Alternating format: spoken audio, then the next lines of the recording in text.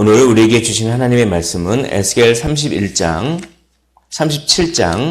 1절로 14절 말씀입니다. 에스겔 37장 1절부터 14절. 제가 가지고 있는 성경책으로는 구약 성경 1209페이지가 되겠습니다. 에스겔 37장 1절로 14절 말씀입니다.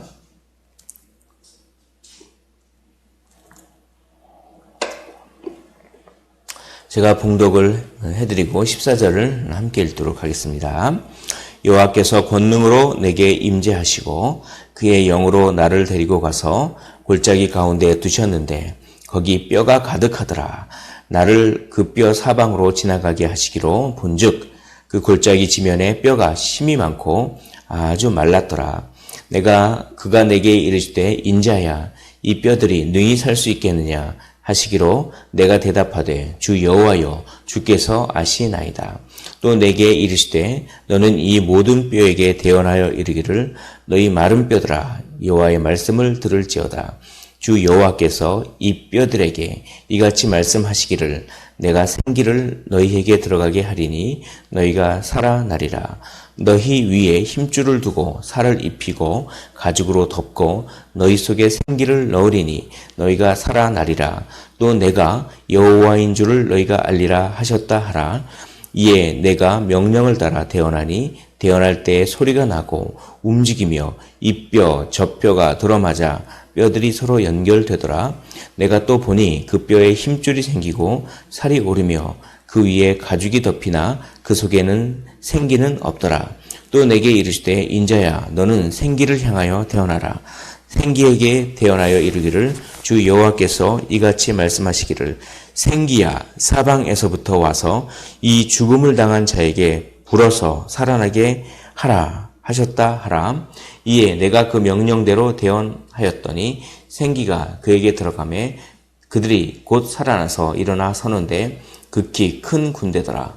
또 내게 이르시되 인자야 이 뼈들은 이스라엘 온 족속이라. 그들이 이르기를 우리의 뼈들이 말랐고 우리의 소망이 없어졌으니 우리는 다 멸절되었다 하느니라. 그러므로 너는 대언하여 그들에게 이르기를 주 여호와께서 이같이 말씀하시기를 내 백성들아 내가 너희 무덤을 열고 너희로 거기에서 나오게 하고 이스라엘 땅으로 들어가게 하리라. 내 백성들아 내가 너희 무덤을 열고 너희로 거기에서 나오게 한즉 너희는 내가 여호와인 줄을 알리라. 14절 함께 읽겠습니다. 시작. 내가 또 내 영을 너희 속에 두어 너희가 살아나게 하고 내가 또 너희를 너희 고국 땅에 두리니 나 여호와가 이 일을 말하고 이룬 줄을 너희가 알리라. 여호와의 말씀이니라. 아멘. 오늘 그 유명한 마른 뼈 환상을 통해서 하나님께서 우리에게 말씀하시는, 교훈해 주시는, 또 위로해 주시는 그 은혜를 우리가 충만하게 내려받기를 원합니다. 여호와께서 권능으로 임재하시고 그의 영으로 나를 데리고 가서 골짜기를 보여주시는데 그 에스겔이 그 골짜기에 뼈가 아주 많았다라고 이렇게 이제 고백하고 있습니다. 뼈가 어떤 형태냐면 많았는데 그냥 많은 게 아니라 힘이 많았다. 그리고 또한 어떤 특징이 있다면 아주 말랐다. 그러니까 죽은 지 오래됐다는 것이죠. 이게 뭘 뜻하냐면 완전한 절망, 이걸 뜻합니다. 완전한 절망.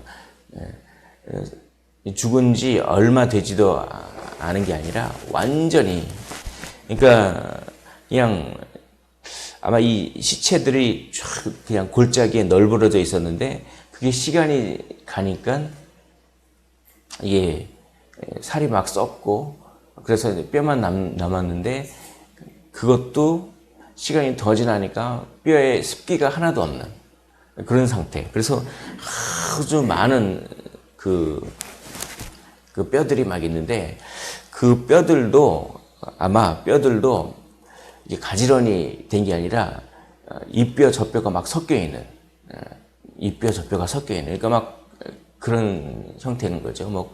그러니까 어떤 한 사람의 뼈가 온전히 그렇게 질서정연하게 한 곳에 이렇게 딱 있는 게 아니라 어떤 사람 머리뼈와 또 다른 사람 갈비뼈 뼈와 뭐 그런 식으로 막 뼈들이 막 얽혀 있는, 너무 이거는 비참한 상황입니다. 비참한 상황이에요.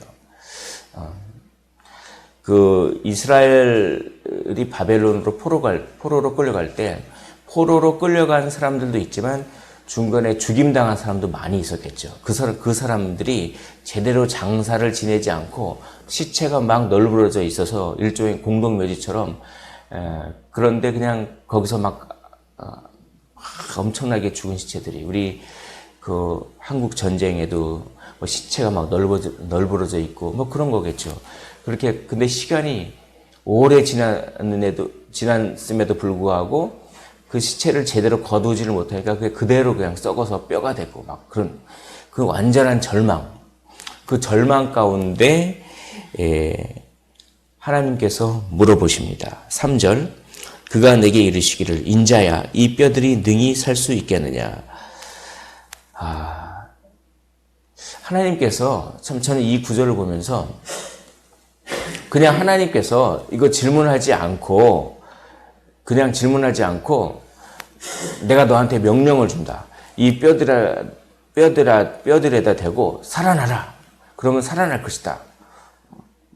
이걸 그냥 이 질문을 하지 않고 바로 명령을 줄 수 있는데, 굳이 하나님께서 질문을 주세요. 이 뼈들아, 이 뼈들이 과연 인자야, 이 뼈들이 능히 살 수 있겠냐, 이렇게 질문하시는 게 참 하나님의 어떤 뜻인지는 모르겠는데 좀 되게 특이해 보입니다. 그러자 내가 대답하기로, 하나님께서 살릴 그 뜻이 있으면 얼마든지 살릴 수 있지 않겠습니까? 그런데 일단 무조건 살아납니다, 이렇게 하기가 참 선뜻 그 말이 나오기가 힘든 거예요. 이 에스겔조차도. 그래서 어떻게 얘기하냐면, 살아납니다, 이렇게 얘기하기보다는 주께서 아십니다, 이렇게. 베드로가 생각나지 않습니까? 베드로가 내가 날 사랑하느냐, 그러니까 이제 베드로가 주께서 아시나이다, 이렇게. 이게 베드로는 사랑한다고 고백하고 싶지만 차마 입이 안 떨어지는 거예요. 그러니까 주께서 아시나이다. 저는 이 3절을 보면서 이게 이런 것 같아요. 에스겔도 당연히 하나님께서 살리실 줄 아는데 이 상황이 너무 절망적이다 보니까 그냥 주께서 아시나이다. 이게 참 인간의 연약함을, 인간의 얼마나 연약한 존재인가를 한번 깨달아 알아봐라 라고 하는 어떤 그런 뜻이 있지 않는가. 이 묵상 가운데 이런 생각이 듭니다. 하나님이 만약에 오늘날 우리에게 똑같이 질문하시면 이 뼈들이 능히 살 수 있겠느냐, 이렇게 질문하시면 우리가 어떻게 대답할 수가 있겠습니까? 만약에 이런 것이죠. 우리가 이론적으로는 하나님이 무엇이든지 할 수 있다고 하는 것을 우리가 이론적으로는 알죠. 근데 만약에 진짜 우리 앞에 우리가 진짜 완전한 절망처럼 느껴지는 상황이 닥쳐올 때, 그때 기도가 잘 떨어지겠습니까? 분명히 능치 못할 일이 없느니라. 정말 기도 외에는 이런 종류가 나올 수 없느니라. 이런 말씀 우리가 정말 잘 알고 있어요. 정말 그걸 잘 알고 있음에도 진짜 우리 앞에 가슴이 털컥 내려앉는 완전한 절망처럼 보이는 그 순간이 다가올 때 우리가 용기 있게 이게 될 것이다, 이게 말이 안 떨어진다는 것이죠. 그것조차도 내가 알고 있다, 이런 뜻인 것 같습니다. 너희들이 믿음이 있어도 막상 아주 절대적인 절망처럼 느껴질 상황에는 그 믿음을 고백할 수 없는 그런 존재라는 것조차 내가 알고 있다. 뭡니까? 그러니 내가 처음부터 끝까지 다 할 것이다. 이런 얘기입니다. 내가 다 할 것이다. 내가 다 할 거야. 너희들이 연약해서 순간적으로 믿음의 신앙 고백이 잘 안 나오더라도 너희들의 신앙 고백 때문에 어떤 문제가 해결되는 것이 아니다라는 것입니다. 우리가 확신 있게 뭔가 신앙 고백을 했다고 그것에 근거해서 일이 해결되는 것이 아니라 온전히 하나님의 능력, 하나님의 절대적인 능력과 주권, 은혜, 그것이 일을 성취한다. 이거를 이 질문을 통해서 우리에게 다시 한번 깨닫게 해주시는 것이 아닐까. 그러니까 우리는 어떨 때는 기도조차 안 나올 때가 있습니다. 그러면 그냥 한숨을 쉬어도 됩니다. 아이고 주님, 아이고 주님, 아이고 주님 해도 되는 것이죠. 주님께서 그걸 다 아시고 하나님의 능력이 일을 이루십니다. 자, 해결책을 주시는데 그냥 대언하라 라고 하는 것입니다. 4절 보시면 대언하라 라고 하는데 생기가 들어가면 살아날 것이다 이렇게 대언하라는 것입니다. 그래서 어떻게 구체적으로 어떻게 하냐면 그 뼈에다 대고 대언하라. 이게 뼈에다 대고 그냥 말을 선포하는 건데 이거는 되게 말이 안 되는 거죠. 어떻게 보면 뼈에다 대고 어떻게 힘줄이 붙고 살이 입혀지고 가죽으로 덮여지고 그래서 생기가 들어가서 살아날지라 이렇게 대언하라는 것입니다. 그러니까 이 에스겔은 일단은 전혀 가망성이 없어서 그냥 약간 주께서 아십니다 이렇게 했지만 그 주님께서 그렇게 대언하라고 하니까 그냥 나의 어떤 느낌과 확신 그게 아니라 그냥 주님께서 그렇게 하라고 했으니까 그냥 명령을 따라 대언을 한 거예요. 대언을 한 겁니다. 어떤 선교사님이 선교 현장에서 이렇게 본인은 병 고치는 은사도 없는데 그 선교 이제 지에 가서 선교사님한테 그 현지인이 와가지고 내가 너무 아픈데 고쳐달라고 막 하더랍니다. 그래서 명색이 선교사가 되어서 근데 병 고치는 은사도 없어요. 근데 이렇게 그 말씀이 생각났다고 하셨더라고요. 네가 고치냐? 내가 고친다. 그래서 자기는 병 고치는 은사가 전혀 없고 그 손을 놓고 기도해 주는데 이게 되겠어? 이렇게 의심을 하면서 기도했답니다. 근데 병이 난 거예요.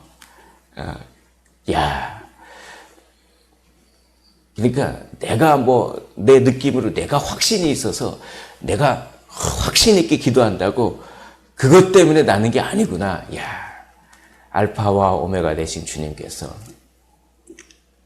그냥 주님의 능력으로 하는 거지. 그러니까 기도할 때 제가 얼마나 큰 위로를 받았는지 내가 어떨 때는 기도할 때 이게 되겠어라고 하는 의심이 들 때가 있어요. 사람이. 안 그렇습니까? 그래도 그냥 기도하는 거예요. 기도하라고 했으니까.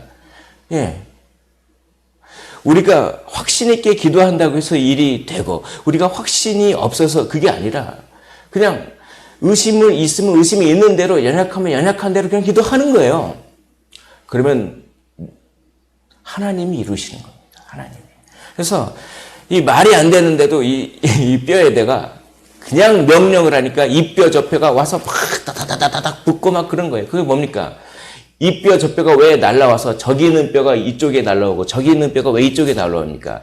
자기가 온전한 뼈가 아니었던 거죠. 아까 말씀드렸듯이. 머리통은 저기 있었고, 발은 저기 있었고, 막 그런 상태. 엄청 비참한 상태. 그게 맞춰지려고 하니까 저기 있던 뼈들과 이쪽에 있던 뼈들이 막 날아다녀요. 뼈들이 막 날아다닙니다. 슉 날아다니면서 따다다닥 맞춰서 온전히 제자리를 찾아서 이게 질서가 부여되고 거기에 살이 붙고 막 그런 거죠. 이게, 그런데 이제 형태는 갖췄는데, 생기가 없어요. 그래서 생기야 되고 생기야 사방으로부터 이렇게 와서 그렇게 들어갈지어다. 그러니까 생기가 와서 싹 들어가서 이 완전히 뼈들이 군대가 된 겁니다. 군대가 싸울 수 있는 군대가 되는 절대 절망에서 절대 소망으로 바뀌는 것이죠. 군대가 돼서 이제 바벨론을 무찌르겠다는 겁니다. 여기서 하나님께서 오늘 성경이 우리에게 주는 이미지가 있습니다. 그건 뭐냐면 창세기에서 하나님께서 흙으로 사람을 막 빚어서 만든 다음에, 그러면 외형을 만든 것이요, 틀을 만든 거죠. 그런 다음에 그 코에 생기를 쫙 불어넣으니까 어떻게 됩니까? 그러니까 사람이 만들어지는 그 장면을 그대로, 그러니까 단지 죽었던 사람을 살리는 게 아니라 새롭게 창조한 거예요. 그러니까 하나님께서는 우리가 새롭게 태어난 자거든요. 구원받은 자가. 우리를 수리하신 것이 아닙니다. 수리하신 것이 아니라 아예 새롭게 처음부터 새 창조하신 거예요. 우리가 구원받은 우리는 고장난 데를 수리해서 된 게 아니라 아예 리모델링 한 게 아니라 아예 싹 밀고 재건축한 거예요. 우리는 완전히 새롭게 태어난 그런 사람들입니다. 보라, 이전 것은 지나갔으니 보라, 새 것이 되었도다. 우리는 예수 그리스도를 믿지 않았을 때 우리는 절대 절망이었습니다. 마른 뼈들이었고 뼈들이 여기저기 널브러진, 그렇지만 정말 예수 그리스도로 말미암아 성령으로 말미암아 우리가 새롭게 재창조된 그런 존재라고 하는 것입니다. 여기서 중요한 것이 있습니다. 하나님께서는 무에서 유를 창조하십니다. 아무것도 없는 그 공허함 속에서, 허무함 속에서 무에서 유를 창조하신 것이죠. 이게 우리에게 얼마나 큰 위로를 주는지 모르겠습니다. 인간은 어떤 상황이 있어야 돼요. 어떤 유에서 유를 창조할 수는 있어도 무에서 유를 창조할 수는 없습니다. 인간은. 그러니까 인간은 상황을 의지할 수밖에 없어요. 상황이 따라줘야 그 상황을 기반으로 해서 뭔가를 할 수가 있어요. 뭔가 상황이 받쳐줘야 그걸 기반으로 해서 뭔가를 할 수 있기 때문에 인간은 상황이 받쳐주지 않으면 바로 절망감을 느끼는 것이 인간입니다. 그러나 하나님은 상황과 상관없이 뭔가를 만들어내실 수 있는 분이에요. 그렇기 때문에 상황이 절망처럼 보이든 마른 뼈처럼 보이든 뭐든 하나님에게는 그 상황 자체는 아무런 상관이 없습니다. 이게 우리에게 위로가 되는 거예요. 우리는 상황이 구비돼야지 뭔가를 할 수 있기 때문에 상황이 구비되지 않으면 절망과 낙담과 원망과 미움과 시기와 내 인생, 내 팔자 이런 거 찾고 있지만 하나님은 무에서 유를 만드시는 분이기 때문에 상황과 상관없습니다. 그 하나님이 우리 편이에요. 우리 편입니다. 그래서 어떤 분이 이런 얘기를 하더라고요. 상황이 중요한 것이 아니라 하나님이 우리 편 되시는 것이 중요하다. 믿습니까? 할렐루야. 상황이 내 편이 아닌 것 같아. 상황이 왜 이렇게 안 따라주지? 상황이 내 반대편인 것 같아. 뭐가 떴습니까? 상황이 내 반대편이라도 하나님이 우리 편이면 그걸로 됩니다. 왜냐하면 하나님은 무에서 유를 만드시는 분이기 때문에 그렇습니다. 하나님은 무덤문을 여시고 우리를 살려내십니다. 하나님은 이제 이스라엘을 바벨론 포로에서 끌어내실 것입니다. 그래서 11절에 또 내게 이르시되 인자야 이 뼈들은 이스라엘 온 족속을 가리키는 것이다 라고 얘기합니다. 그러기 이르기를 우리의 뼈들이 말랐고 우리의 소망이 없어졌으니 우리는 다 멸절되었도다. 왜냐하면 인간들은 상황에 의존하기 때문에 그렇습니다. 그러나 아닙니다. 상황과 전혀 상관없이 무엇을 이루실 수 있는 분이 우리의 소망이 되는 줄 믿습니다. 그래서 13절에 내 백성들아 내가 너희 무덤을 열고 너희로 거기서 나오게 한즉 너희는 내가 여호와인 줄을 알리라 라고 말씀합니다.